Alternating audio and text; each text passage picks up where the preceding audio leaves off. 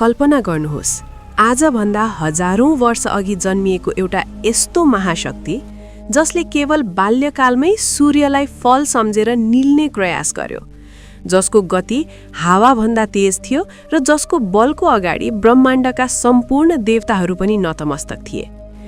हामी सोच्छौं रामायण र महाभारतका पात्रहरू केवल इतिहासका पानामा सीमित छन्, तर हाम्रा वेद र पुराणहरू भन्छन् एकजना यस्ता देवता हुनुहुन्छ जसले यो पृथ्वीको माया मारेर वैकुण्ठ जान अस्वीकार गर्नुभयो, जसले आजको यो कलियुगमा पनि आफ्ना भक्तहरूको रक्षा गर्न यही पृथ्वीमा हाम्रै वरपर कतै अदृश्य रूपमा वास गरिरहनु भएको छ। हो, आज हामी कुरा गर्दैछौं अष्टसिद्धि र नवनीतका दाता परम राम भक्त सङ्कटमोचन हनुमानजीको। आजको यो भिडियोमा हामी हनुमानजीको सामान्य कथा मात्र सुन्ने छैनौं, हामी बुझ्नेछौं उहाँको त्यो असीमित शक्तिको पछाडिको विज्ञान, उहाँको नाम हनुमान कसरी रहन गयो र आज पनि पृथ्वीमा उहाँ कहाँ हुनुहुन्छ भन्ने त्यो परम रहस्य। त्यसैले भिडियोलाई अन्त्यसम्म पक्कै हेर्नुहोला, किनकि आज तपाईले हनुमानजीको यस्तो स्वरूपलाई चिन्नुहुनेछ जसले तपाईको जीवन हेर्ने दृष्टिकोण नै बदलिदिनेछ। हामी सबैले सुनेका छौं कि बाल्यकालमा हनुमानजीले सूर्यलाई एउटा पाकेको आँप सम्झेर खानको लागि आकाशतर्फ उडान भर्नु भएको थियो, तर यसको पछाडि एउटा गहिरो अर्थ लुकेको छ। सूर्यलाई ज्ञान, प्रकाश र सम्पूर्ण सौर्यमण्डलको शक्तिको स्रोत मानिन्छ। एउटा बालक जो भर्खरै जन्मिएको छ, उसले सिधै ब्रह्माण्डको सबैभन्दा ठूलो ऊर्जाको स्रोतलाई आफ्नो नियन्त्रणमा लिन सक्ने क्षमता राख्थ्यो। यो घटनाले के देखाउँछ भने हनुमानजी भित्र जन्मजात नै असीमित कस्मिक एनर्जी अर्थात् ब्रह्माण्डीय ऊर्जा थियो। जब उहाँ सूर्यलाई निल्न अगाडि बढ्नुभयो, देवराज इन्द्र डराए।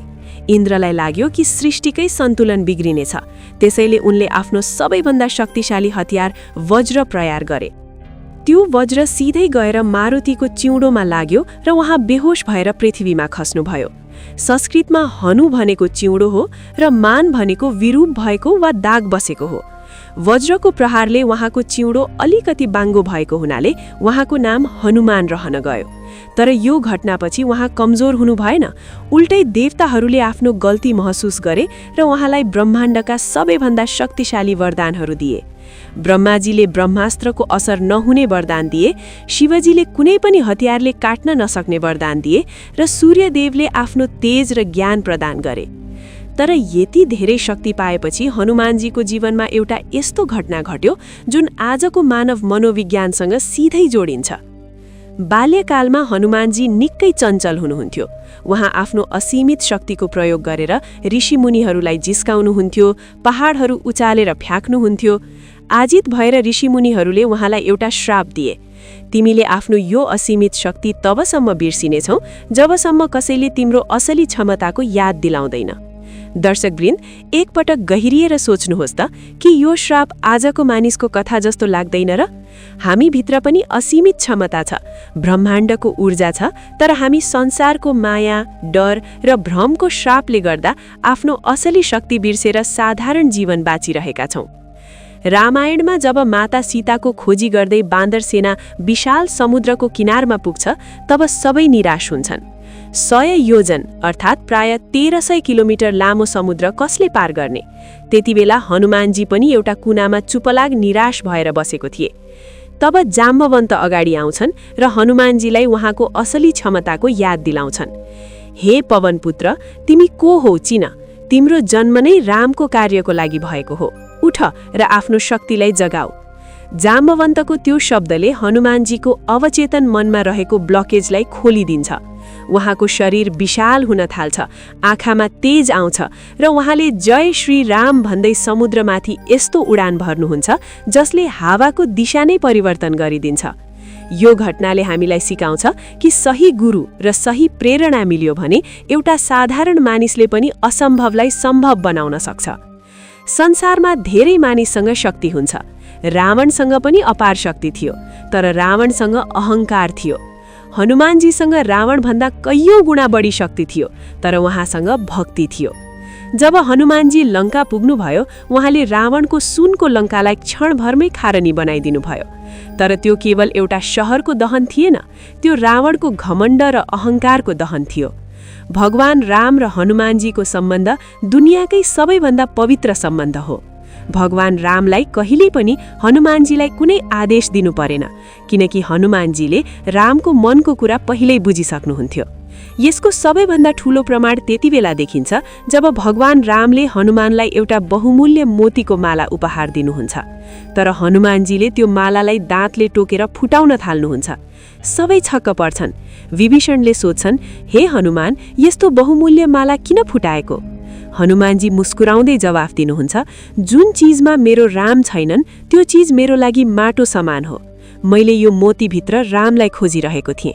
जब कसैले उहाँलाई त्यसो भए के तिम्रो शरीरभित्र राम छन् त भनेर प्रश्न गर्छ, तब हनुमानजीले आफ्नै मङ्गराले आफ्नो छाती चिर्नुहुन्छ र त्यहाँभित्र सिङ्गै ब्रह्माण्डका नायक भगवान राम र माता सीताको प्रत्यक्ष दर्शन हुन्छ। यो दृश्यले प्रमाणित गर्छ कि भक्तिभन्दा ठूलो शक्ति यो ब्रह्माण्डमा अरू कुनै छैन। जहाँ शुद्ध भक्ति हुन्छ त्यहाँ भगवान आफै कैद हुन्छन्। अब आउँछ त्यो सबैभन्दा ठूलो रहस्य, के हनुमानजी आज पनि पृथ्वीमा हुनुहुन्छ? रामायणको युद्ध सकिएपछि जब भगवान रामले आफ्नो अवतार समाप्त गरेर वैकुण्ठ जान निर्णय गर्नुभयो, उहाँले हनुमानलाई पनि साथै हिँड्न आग्रह गर्नुभयो। तर हनुमानजीले हात जोड्दै भन्नुभयो, प्रभु, वैकुण्ठमा कसैले तपाईको कथा सुन्दैनन्, त्यहाँ राम नामको संकीर्तन हुँदैन। मलाई त्यस्तो स्वर्ग चाहिँदैन। मलाई यही मृत्युलोकमा बस्ने वरदान दिनुहोस्, ताकि जबसम्म यो धरतीमा रामको नाम गुन्जिन्छ म त्यो सुनेर बाँचिरहन सकूँ। त्यसैले माता सीता र भगवान रामले उहाँलाई चिरञ्जीवी अर्थात् अमर हुने वरदान दिनुभयो। श्रीमद् भागवत पुराण र अन्य शास्त्रहरूका अनुसार हनुमानजी आज पनि हिमालयको गन्धमादन पर्वतमा निवास गर्नुहुन्छ। कैयौं सिद्ध योगीहरू, सन्तहरू र आधुनिक समयका आध्यात्मिक गुरुहरूले पनि हनुमानजीको सूक्ष्म उपस्थितिको महसुस गरेको दावी गरेका छन्। तपाईले याद गर्नुभएको छ, जब तपाईँ एक्लै हुनुहुन्छ, डराउनु भएको छ वा जीवनको सबैभन्दा गाह्रो मोडमा हुनुहुन्छ र जब तपाईँ आँखा चिम्लिएर हनुमान चालिसाको पाठ गर्नुहुन्छ, तपाईको शरीरमा एउटा अचम्मको ऊर्जा पैदा हुन्छ, डर हराएर जान्छ। यो कुनै अन्धविश्वास होइन, यो साउन्ड फ्रिक्वेन्सी र हनुमानजीको त्यो जीवित ऊर्जाको कनेक्सन हो। शास्त्र भन्छ, जहाँ पनि राम कथा हुन्छ त्यहाँ कुनै न कुनै रूपमा हनुमानजी अदृश्य रूपमा उपस्थित हुनुहुन्छ। हनुमानजी केवल एउटा देवता मात्र हुनुहुन्न, उहाँ बल, बुद्धि, विद्या र समर्पणको सर्वोच्च प्रतीक हुनुहुन्छ।